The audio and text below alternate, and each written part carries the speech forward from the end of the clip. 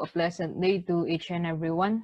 So on this video, we're going to discuss the stages of delinquency, the classification of delinquency, the different approach toward delinquency, the causes of behavioral disorders, then the factors affecting juvenile delinquency, the three types of delinquent gangs by Cloward and Olin, and then the last is the theories of delinquency or the theories in relation to delinquency. So first, we have the stages of delinquency. So we have the so-called emergence. So this stage starts on a child with an age between 8 to 12 years old. So during this stage, the child's delinquent behavior manifests or begins in committing petty offense. Say, for example, stealing coins on the pocket of their parents. Then, if a child delinquent behavior move on to committing shoplifting and vandalism, and it is usually manifested on a child ages 12 to 14. So this stage is called as the exploration. Then during the stage called explosion naman, it happens at the age of 13 to 15. So during this stage, there is a substantial increase in variety of seriousness on the delinquent behavior of the child.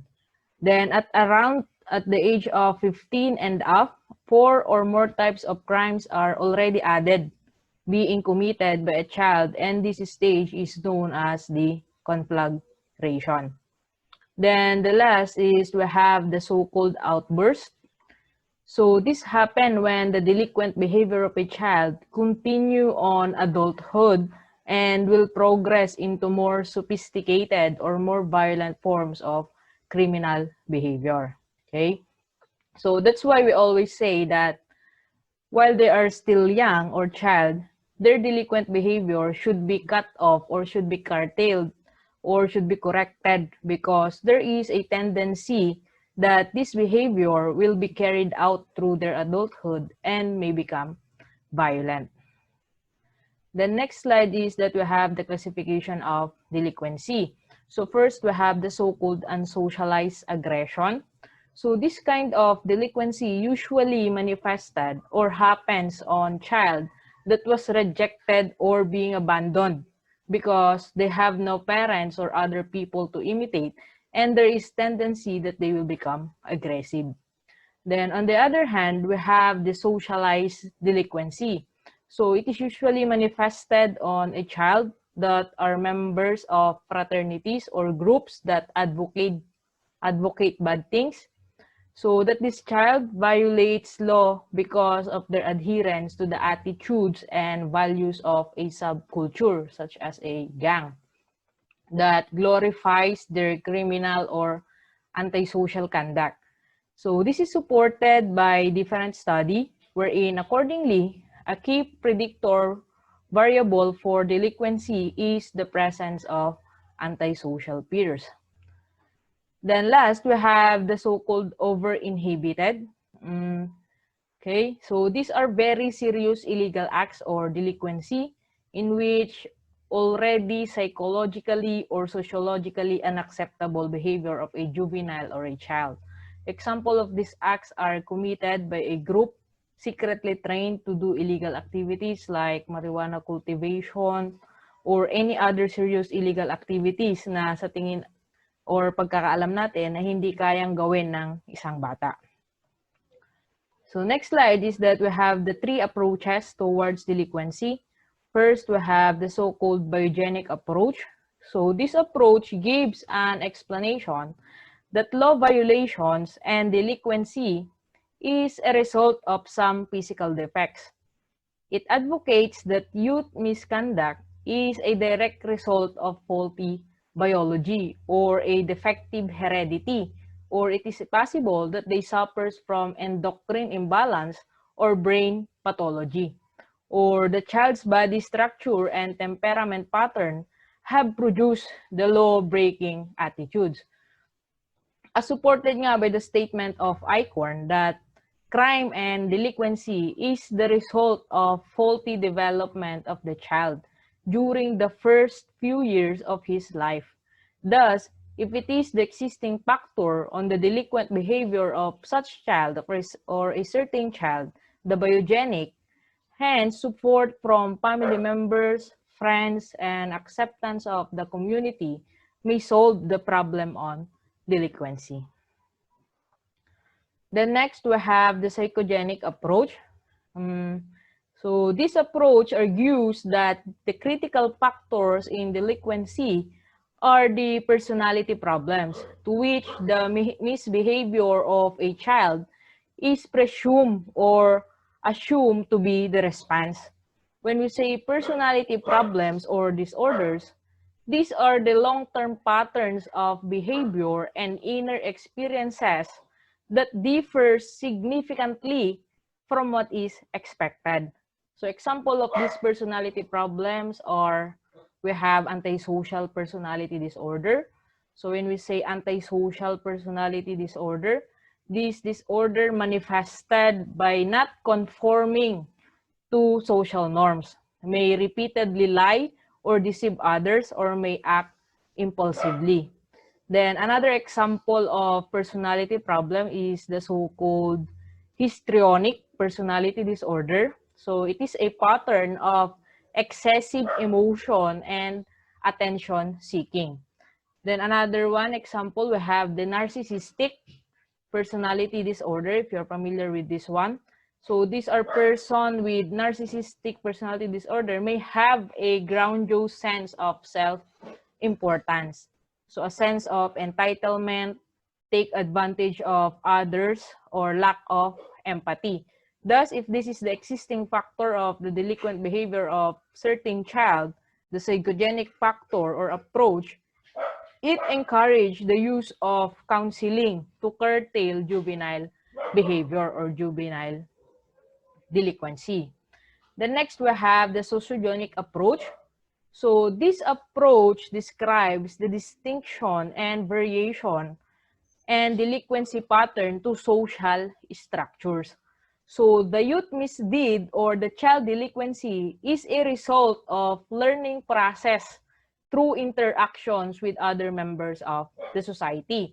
Example, if the neighborhoods in which a child lives are violent, so the children will have a tendency to become violent also, and they are prone to delinquency. Similar to neighborhoods pressure, we have peer pressure from direct acquaintances can have also an effect on how a juvenile reacts to bad situation.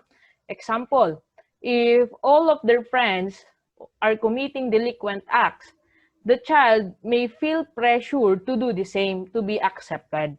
So this approach, this sociogenic factor, is supported by the Differential Association Jury, in which it proposes that people learn values, learn attitudes, techniques, and motives for criminal behavior through their interactions with others. So that is the sociogenic approach. The next, we have two causes of behavioral disorders. We have the so-called predisposing factors. So this is inclinations or inherited propensities, which cannot be considered a criminal one unless there is a probability that a crime will be committed. Then we have the precipitating factor. So an element which provokes crimes or factors that are signified to the everyday adjustment of an individual, like, for example, personal problems, necessities, imitations, curiosity, ignorance, and even diseases. So these are the precipitating factor. Then we have the factors or risk factors affecting or influencing juvenile delinquency. So these risk factors, which are individual, the family, the environment, are the characteristics, variables, or hazards that, if present for a given child or for a given individual, make it more likely that this child will develop delinquent behavior. So let's have discussed first the individual risk factors. So a large number of individual factors, okay, and characteristics has been associated with the development of juvenile delinquency. So these individual factors include complications during pregnancy and delivery, for example, impulsivity, aggressiveness, and substance use. So some factors operate before birth, which is called as the prenatal, or close to, during, and shortly after birth, which is called as the perinatal. So some can be identified in each childhood, and other factors may not be evident until late childhood or during adolescence. So individual risk factors also include intelligence of the child. There is a study, supported by a study conducted, that children with low intelligence are likely to do worse in school. So this may increase the chance of offending because of low educational attainment, okay? A low attachment to school and low educational aspirations are all risk factors for offending in themselves. So children who perform poorly at school are also more likely to truants, which is also linked to offending. So that are the examples of individual risk factors. The next factors that influence or affecting juvenile delinquency is the family. So first, we take note that home is referred to as the cradle of human personality.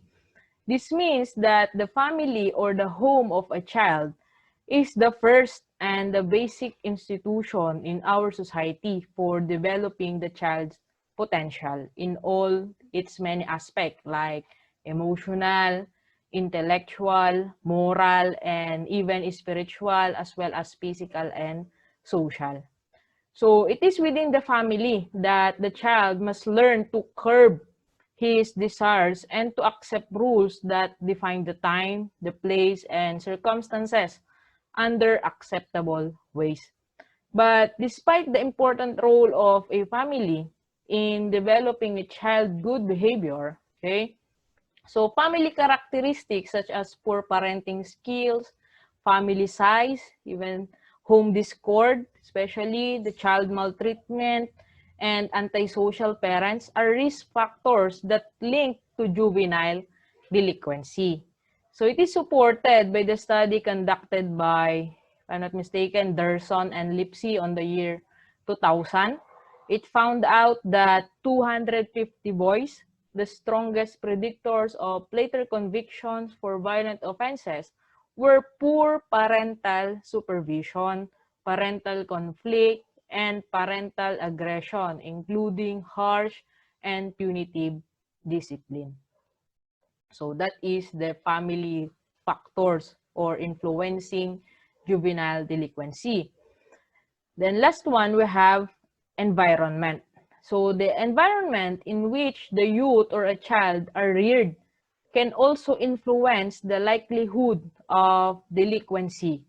So there is powerful connection between residing in an adverse environment and participating of a child in delinquent acts.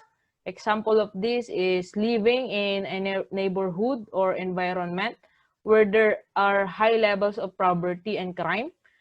So it may increase the risk of involvement in serious crime for all children growing up there. And we take note, guys, that accordingly, or according to some of the research findings of different studies, that no single risk factors leads a child to delinquency, meaning it is usually a combination of these risk factors, the individual, the family, and the environment, which I have mentioned before. So risk factors do not operate in isolation and are typically cumulative. The more risk factors that these youth are exposed to, the greater likelihood that delinquent behavior will be developed. Then another one is that different risk factors may also be more likely to influence youth at different points in their development.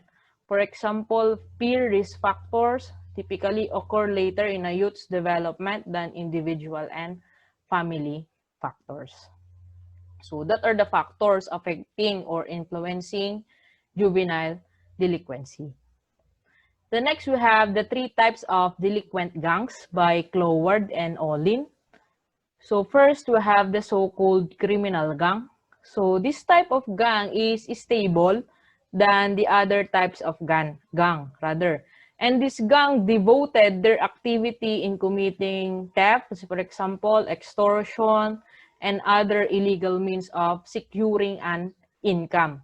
Example of these are those organized criminal group where career criminals can socialize youth or child into their own criminal career that might result in material success.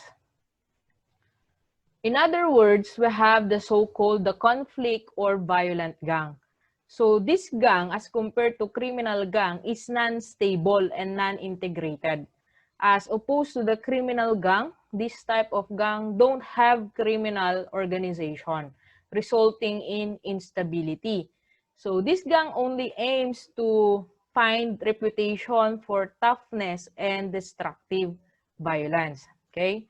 So the main characteristic of this gang, the conflict or violent gang, is the participation in the acts of violence because it becomes an important means of securing their status. Example of this gang are those gangs that created or organized by young people themselves, and their main principle is using violence to claim or invade the other territory of other gang. The next we have the retreatist gang from the term itself, retreat or retreatist. So this type of gang are unable to access either legitimate or illegitimate opportunity. And because of this, they retreat into a world of, example, sex, they might abuse drugs, and they might abuse alcohol. So these are the retreatist gang. The next we have the juries of delinquency or the juries in relation to delinquency. So first we have the social disorganization jury. So it is a jury developed by Clifford Shaw and Henry Mackay. Okay. So social disorganization jury is one of the most enduring place-based juries of crime. So this means that location matters in the occurrence of delinquency. So this jury, okay, specifies that several variables like residential instability, ethnic diversity, family disruption, economic status, population size or density, and proximity to urban areas influence a community's capacity to develop and maintain a strong system of social relationship. Meaning, the main concept of this jury is that a child residential location, or if a child live in a disorganized or weak system of social relationship, it is a substantial factor in shaping the likelihood of such child in becoming or be involved in delinquent acts. So that is the social disorganization jury. So the next we have the anomie jury. So A means absence, nomos which means loss or standards, thus anomie means absence of laws or standards, or it refers to the breakdown of norms. So this jury advocated by Emil Durkheim. So simply, the main concept of this jury is that if people were not properly governed by the norms and values of society, or if a society was changing so much that it was unclear what is the norms and laws were, then deviance or delinquency will much more likely to occur in that community or in that society. Then next we have the string jury. So the question is, why do people or why do child engage in delinquency according to string jury? So this is because they experience strain from the word itself, strain jury. Strain is stress or frustration. They become upset, and they become sometimes engaged in crime or delinquency as a result. So simply, the concept of this jury is that if children or even adults experience goal blockage or they cannot achieve their goals, whatever legitimate means they have, they will experience frustration or they will experience strain. And this frustration per se will lead them in deviating or they will turn into crime or delinquency. So strain theory have been advanced or enhanced by Robert King Merton, Albert Cohen, and Richard Clowin and Lloyd Olin. So first we have the strain theory by Robert Merton. So it was developed largely due to the social and economic circumstances occurring in the United States during the early 1900s, if I'm not mistaken. So Robert King Merton was an American sociologist who argued that society can encourage deviance or delinquency to a large degree. Merton believed that socially accepted goals put pressure on people to conform. Simply, the concept of this theory by Robert Merton is that crime or delinquency is a result of people being socialized into expecting success or goals but cannot achieve this success due to limited opportunities. Meaning, consequently, these youths may either use deviant methods or delinquent methods to achieve their goals and reject socially accepted goals and substitute this with deviant ones because they are or they feel or they are feeling or they feel being pressured because of this expectation. The next we have the strain theory as explained by Albert Cohen in his work, his book entitled Delinquent Boys. So the culture of the gang, Cohen wrote about delinquent gangs and suggested in his theoretical discussion how such gangs attempted to replace society, common norms and values with their own subculture. So he proposed two basic ideologies. So the first of which is called the status frustration. Status frustration is directed mainly to the young people of lower class. So there is no parallel between their own social realities and the rest of the society's promoted goals. They become frustrated at the disadvantages and inequalities that they face, and this lead to Cohen's second principle, the so-called reaction formation. So from status frustration, then his second principle is the reaction formation. So reaction formation is the reaction from the status frustration they have experienced. And the young men of the lower class find themselves replacing their society's norms and values with alternative ones. Example, instead of working hard being the common goal for respect, it may become a delinquent act like who commits the most vandalism to gain the respect or the said respect. So this provides the group with a sense of values and status which they cannot receive from the larger society or from the conventional society. It is a process which allows the member of the groups to adapt to their own exclusion from the society. Unlike Merton's strain theory, Cohen holds that the view that the reaction to status frustration is a collective response rather than an individual one. Then another one is the question is that why are some people more successful than others? Why do some people commit crimes while others do not? So these are the kinds of questions that criminologists spend a lot of time thinking about. So a number of different theories have been proposed to explain the occurrence of crime and delinquency, which is the same thing as criminal behavior. And it was Richard Cloward and Lloyd Olin were the two criminologists who wrote about these questions in the 1960s, if I'm not mistaken. So their work focus on how access to opportunities shape the life chances and influences the degree to which young people end up committing crimes. And this work or jury is known as the differential opportunity jury. So Cloward and Olin were particularly concerned with why young people commit crimes. At the core of their theory is the opportunity. So American culture generally advances a notion that if we will work hard or if we will work hard and are smart and capable, we will find suitable employment. Isn't it?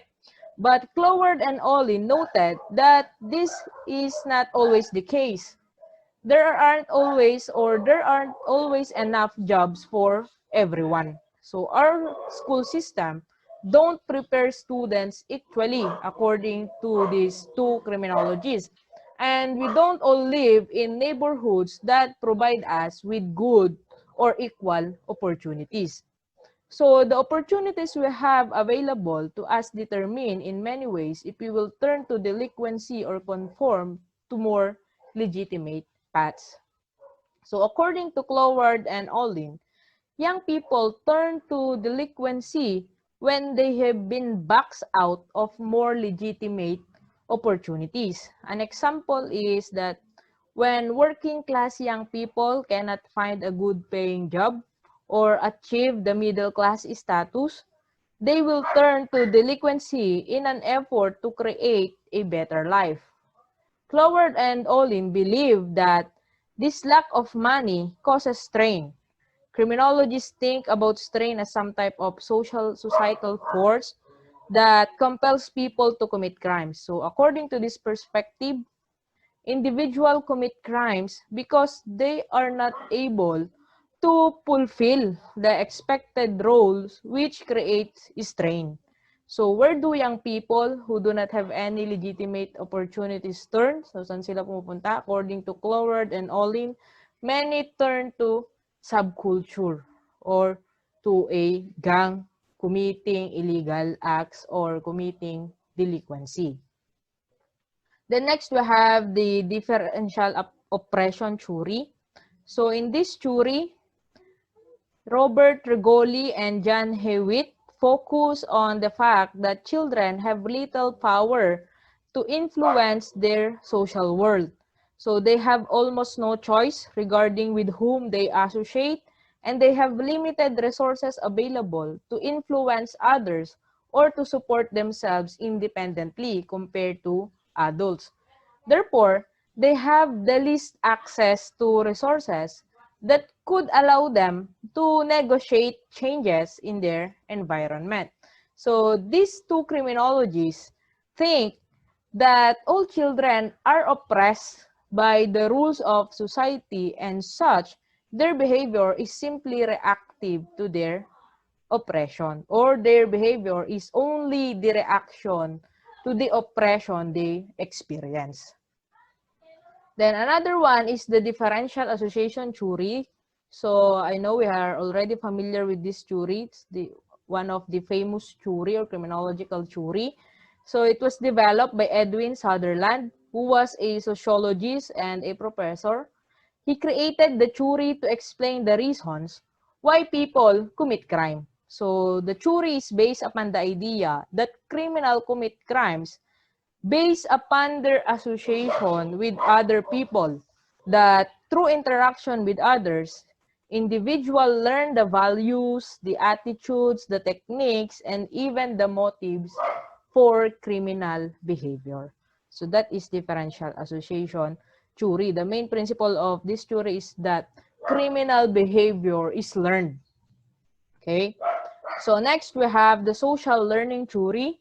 So social learning theory suggests that children learn to exhibit aggressive or delinquent behavior because they observe others acting aggressively, okay, and can see how these behaviors are enforced or strengthened over time. So simply, this theory view that behavior is modeled through observation either directly man yan through intimate contact with others or indirectly through media.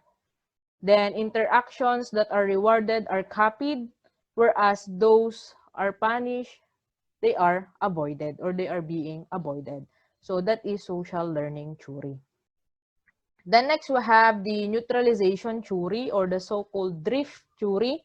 So this theory is the idea of this theory is that people who violate the law learn to neutralize the conventional attitudes and values of society, allowing them to drift between outlaw and conventional or good behavior. So when you say drift, it is the motion in and out of delinquency, moving from norms and criminal values. Then next, we have the labeling theory or the so-called social reaction theory. So this theory states that people come to identify and behave in ways that reflect how others label them. So this theory is most commonly associated with the sociology of crime since labeling someone unlawfully deviant can lead to poor conduct. Okay? So describing someone as a criminal, let's say for example, can cause others to treat the person more negatively, and in turn, that individual or such individual will act out. Okay? So once children, let's say for example, once children are labeled as delinquent, so the tendency is that they become really delinquent. Then next we have the social control approach or the social control theory. So this social control approach in understanding crime is one of the three major sociological perspectives in contemporary criminology. So this theory believes that conformity to the rules of society is produced by socialization and maintained by ties to people and institutions. Example to family members, friends, schools, and even jobs. So this theory argues that crime and delinquency result when the individual bond to society is weak or broken.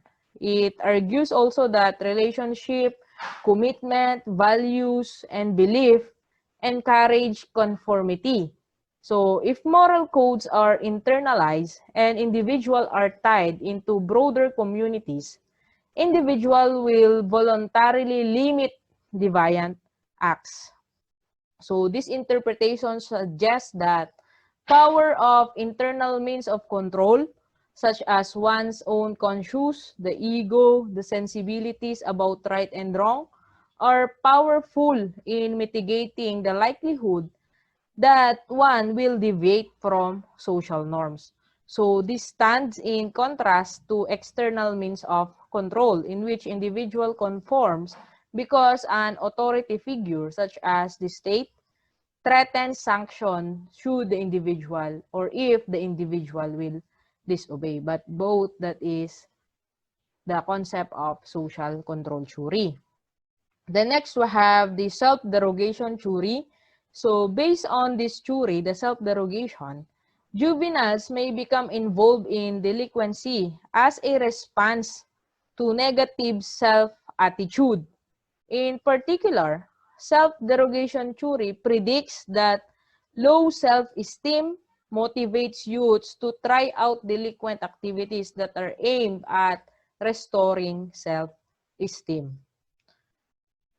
Then last, we have the self-control theory. So the self-control theory of crime, often referred to as the general theory of crime.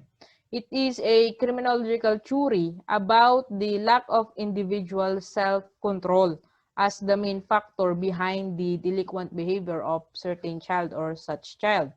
So the self-control theory of crime suggests that individuals who were ineffectually parented before the age of 10 develop less self-control than individuals of approximately the same age who were raised with better parenting. Also, research has found out that low level of self-control are correlated with criminal and impulsive conduct. So that is self self-control jury. Okay, so that's end my presentation for the subject Criminology 5, or the juvenile justice, or the juvenile delinquency and juvenile justice system. So thank you and have a